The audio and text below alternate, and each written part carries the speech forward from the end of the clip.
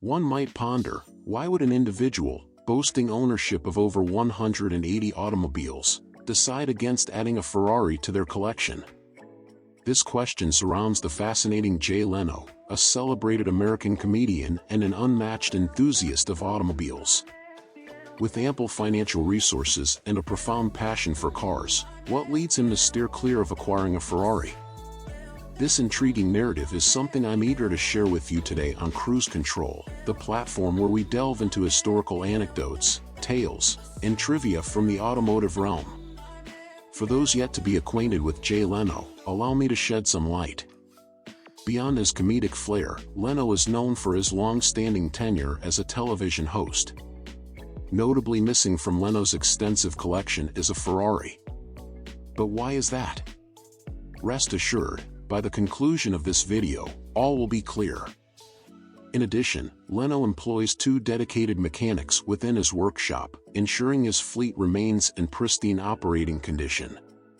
Leno takes pride in the readiness of his vehicles, boasting a collection of approximately 200 cars, valued in excess of $100 million, all maintained to be road-ready at any moment.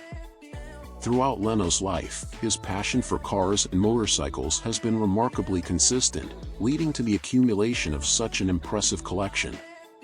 Despite everything, he doesn't sell any of his cars, and his daily routine is noteworthy. He performs stand-up shows, driving a different car each day. During the day, he can be found in one of his collection warehouses, working on his cars alongside one of his mechanics. Leno takes pride in the fact that all his cars are fully functional. For those who are not as passionate about cars, the idea of starting a car and having it work might seem obvious, just like turning on a stove and immediately getting a flame. Cars were made to function, right?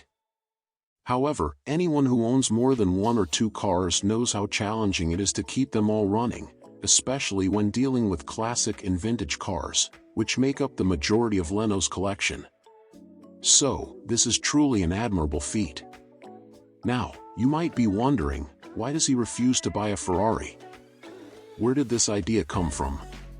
That's what the journalist asked him, and Jay's response was, "I like one."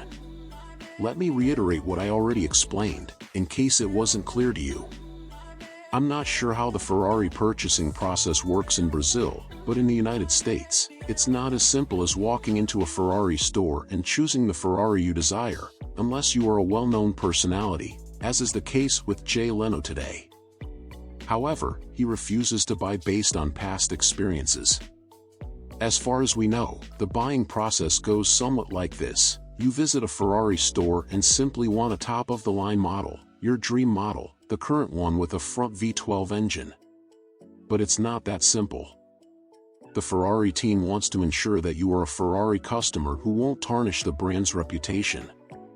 So, they may suggest that you purchase a pre-owned model to establish a relationship with the brand. After buying a pre-owned Ferrari as a starting point, you'll be welcomed into the Ferrari family, and if you take good care of the car and maintain your relationship with the brand, you might eventually have the opportunity to buy a new one. But for Jay Leno, this process doesn't appeal to him, and that's why he doesn't have a Ferrari in his garage. You might consider opting for a newer, entry-level model, perhaps a mid-engine V8, to initiate your relationship with Ferrari. Over time, they might propose upgrades and updates, essentially building a personal rapport with Ferrari. Yet, Jay disagrees with this practice, arguing that if one possesses the financial means to acquire a Ferrari, they should be able to make the purchase directly, without undergoing a relationship-building process to secure their desired model. Although I understand Leno's point of view, I also need to admit that I comprehend Ferrari's position. Both have very solid arguments, and it's worth mentioning that these are unofficial rules of the brand, not publicly known, but almost everyone is aware of these unwritten rules, as they say.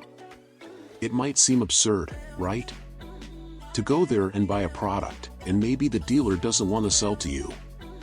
But what if I tell you that Ferrari has already sued one of their own clients because he posted a picture of his new sneakers on the hood of one of their cars, which, unfortunately, was a Ferrari too?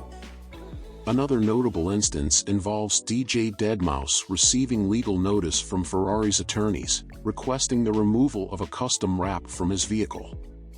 Similarly, Justin Bieber, known for his modifications to Ferraris, was barred from future purchases from the brand. In the same vein, Leno expressed his reluctance to engage in questionable transactions just to acquire a Ferrari. This situation is complex, and it's important to remember that this reflects Leno's personal views on Ferrari in the United States. Leno appreciates Ferrari vehicles. He does not criticize their technology or craftsmanship. His contention lies with Ferrari's current customer engagement practices. Given who he is, he could certainly walk into any Ferrari, Rolls-Royce, or any other dealership and buy the car he desires. That would be excellent for the image of Ferrari. After all, he likes their cars and speaks highly of them. Moreover, he is a collector. If he had a Ferrari in his collection, it would be a great advantage for the brand since he has a lot of influence in the collector world. People even ask him which cars he owns to get as close as possible to the wealth he has in terms of car collection.